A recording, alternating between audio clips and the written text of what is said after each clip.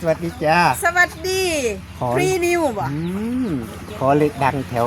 กาฬสินธุ์แนวมานี่มีแล้วบอก มีพี่น้อง นี่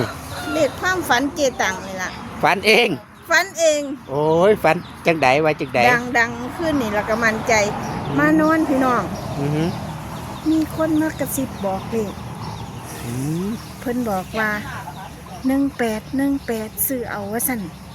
18 แม่น เฮามานอนต่างถิ่นได้มื้อนี้เนาะ นอนหมองใด บ่ได้บอกใครได้นี่ มันนอนหมองใดถึงใด มานอนอยู่ทงหน้าสงสัยผีหน้าบอกอยู่หันไหมคะ ค่ะ นอนที่ทุ่งหน้า อยู่บ้านคนสุรินทร์ทีวี บ้านพี่โมด แมน จ้ะ เรียกฝัน เพิ่นมากระซิบแม่นบ่ เพิ่นกระซิบใส่หูบอกว่า18ซื้อเอาว่าซั่น โอ้ บ่ทันได้บอกไผอยู่ บ่ทันได้บอกไผ แล้วไม่ได้บอก แปด เอ้า ถ่ายแล้วก็ได้แล้วเนาะ ตายแล้วเราก็เอาไป เลขหยังเลขหยังย้ำอีกทีนึง นี่น่าจะเป็นผีหน้าพี่น้อง เพราะว่าหมองเพิ่นอยู่น่ะเป็นภูมิหน้า เพิ่นกระซิบบอกว่า